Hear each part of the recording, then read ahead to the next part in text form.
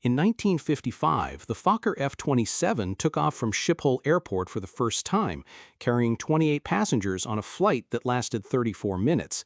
It was built for a market the era's biggest names were not chasing, airports too short and communities too remote for anything the jet age was about to produce.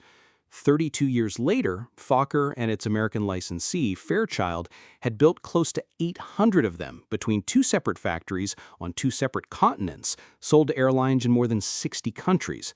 The F-27 did something no single production figure can measure on its own. It changed who got to fly. Look at an airline route map from that period, and the first thing that stands out is the thick lines. Major cities connected to other major cities, drawn heavy and confident across the page. Zoom out, though, and hundreds of smaller dots appear around those lines. Towns and regional centers that were never going to receive a jet because they never needed one. What they needed was an aircraft small enough to fly them profitably and capable enough to make it feel like real airline service. That gap is where the F-27 story actually starts. By the middle of the 1950s, the aircraft making headlines were built for volume and distance, not access. The de Havilland Comet had entered commercial service in 1952, cruising above the weather at altitudes no propeller aircraft could reach. In Seattle, Boeing was deep into developing what would become the 707. None of that mattered to an airline running a route between two towns that together barely filled 30 seats a day.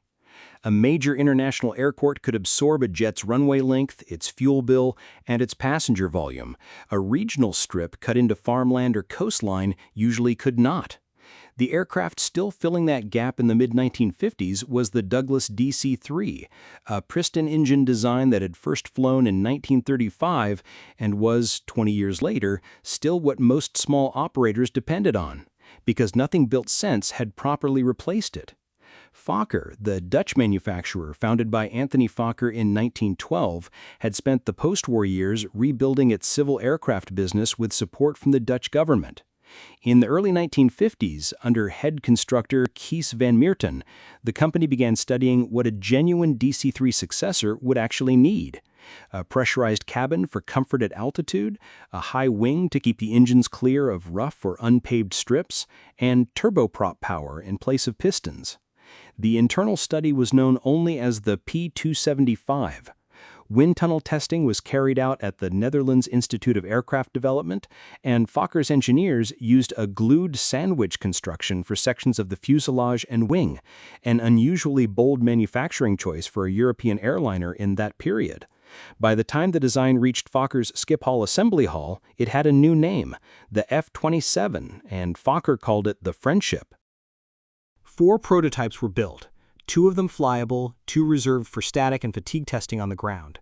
The first, registered PHNIV, flew on the 24th of November 1955, powered by a pair of Rolls-Royce Dart Mark 507 turboprops and seating 28 passengers in its pressurized cabin. Then Meerten was there to see it land. So was Fokker board member Hein During, ground engineer Ab Steenbergen, and flight engineer Cees Dijk. Test pilot Hugo Bergerhout brought the aircraft down after 34 minutes in the air.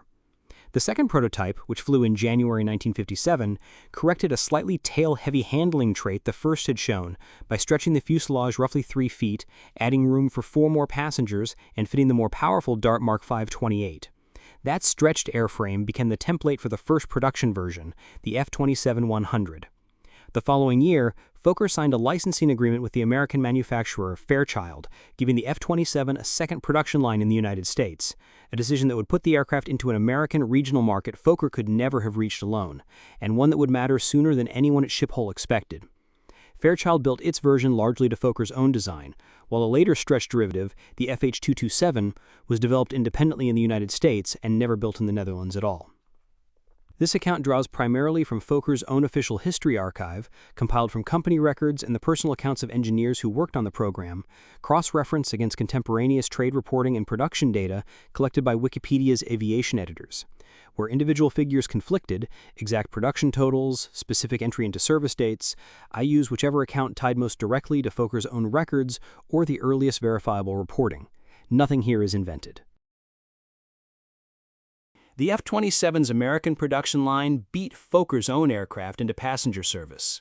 Fairchild's first F-27 flew on the 12th of April 1958 from its Hagerstown, Maryland plant, and by September that year, West Coast Airlines had put it into scheduled revenue service, before a single Fokker-built Friendship had carried a fare-paying passenger anywhere in the world. Aer Lingus, which had ordered the Dutch-built version, took delivery that November and began flying scheduled F-27-100 services within weeks, becoming Fokker's own launch customer.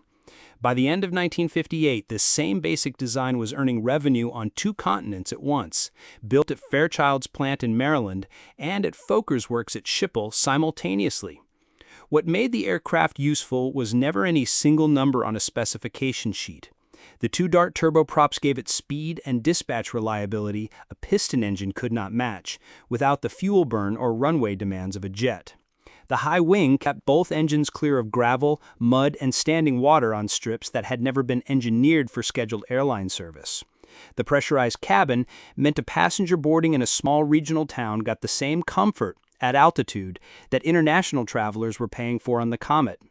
None of that made the F-27 fast. None of it made it glamorous.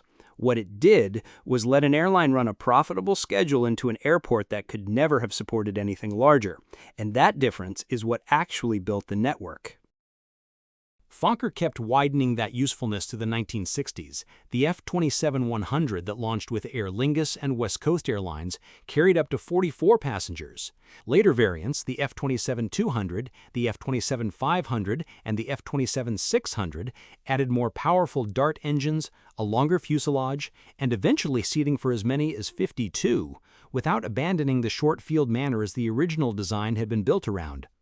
Airlines could also configure many of these aircraft to fly passengers by day and freight by night, a flexibility that mattered enormously on routes too thin to justify 2 separate aircraft. In the Netherlands itself, KLM stood up a subsidiary called NLM in 1966, flying F-27s leased directly from the Royal Netherlands Air Force, to feed passengers from secondary Dutch airports into Schiphol. That subsidiary eventually became known as NLM CityHopper, and by 1991 it had merged with another KLM regional carrier to form KLM CityHopper, a feeder operation still flying under that name today. New Zealand National Airways Corporation introduced the F-27 in 1960 to solve exactly that problem. The airline's existing Vickers Viscounts were too large and too expensive to justify on the country's provincial routes, so NAC used the Friendship to connect towns like Nelson, Palmerston North, and Gisborne to the national trunk network. Sectors of Viscount would have flown half-empty on most days. Air New Zealand, formed from NAC's later merger with the international carrier, kept Friendships flying those same routes into 1990. In Australia, Trans-Australia Airlines introduced the type in 1959, and alongside Ansett, used it to hold together a regional network spread across a continent where the alternative to flying was often a multi-day drive on unsealed roads. By the mid-1960s, the F-27 was doing the same job on 4 continents at once, not connecting the biggest cities to each other, but connecting the smaller ones to everything else. If you're finding this useful, a subscribe helps more than you'd think. Nothing about the F-27 was ever built to compete with a Boeing 707 carrying well over 100 passengers across an ocean in a single flight.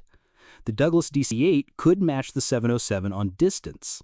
Within little more than a decade, the Boeing 747 would carry more than 400 people at once and change what international travel looked like entirely. None of those aircraft were the right answer for a 100-mile hop into a market too small to fill even a fraction of their seats. The Friendship's job sat one level below. Inside the network those larger aircraft depended on, not alongside it. A passenger boarding in a town like Gisborne, or at a regional strip in Sudan, or on Mexico's Yucatan Peninsula, did not need to fly across an ocean on a Friendship. They needed the Friendship to reach the airport where the ocean-crossing aircraft was already waiting for them. Fokker and Fairchild sold the F-27 into that exact role on nearly every continent that had one. Quebec Air and Time Air flew it into Canada's northern territories. Aero-Caribbean carried it between secondary cities across the Yucatan, and both Indian Airlines and Pakistan International Airlines built it into their domestic networks. The specific job changed from country to country. The underlying function never did. Each friendship extended the reach of a much bigger airline system by exactly as far as it could fly on its own. That kind of contribution rarely turns up in a production chart. According to the Trans-Australia Airlines Museum's own fleet records, 2 of the airline's later-built F-27 600s, delivered new from Schiphol in December 1968, were still flying reliable regional schedules across Australia more than 15 years later, and were ferried out to Norway in 1984 to join a Norwegian commuter carrier, Busy Bee Airlines, rather than being scrapped. That is not an unusual story for this aircraft. It is close to a typical one. A comparison drawn purely on passenger capacity puts the F-27 near the bottom of any list of important post-war airliners. A comparison drawn on reach, on how many airports gain scheduled service that would never otherwise have had it, puts it somewhere else entirely. Production of the F-27 ran from 1955 to 1987. Fokker built 586, while Fairchild produced roughly 206 more in the United States, including the stretched FH-227. Nearly 800 were built in total. Fokker replaced it with the Fokker 50 in 1987, but retirement from passenger service was rarely the end. Many friendships moved into cargo, military, utility, and parachute operations. A small number are still flying today, more than 60 years after that first flight over Schiphol. But the number that mattered was never how many were built, it was how many places they connected. The DC-3 made regular air travel practical. The 707 made it fast enough to cross oceans. The 747 made it possible to move hundreds of people at once. But none of them could justify serving a town too small to fill their seats. The F-27 could. For more than 3 decades, across 4 continents, it connected smaller cities and remote communities to the airline network. It didn't make aviation bigger, it made the map wider. And that is the real legacy of the friendship. Not how many were built, but how many places became reachable because it existed. That's where the story ends. If it was worth your time, hit like, subscribe, and leave a comment. Everyone gets read. Everyone matters.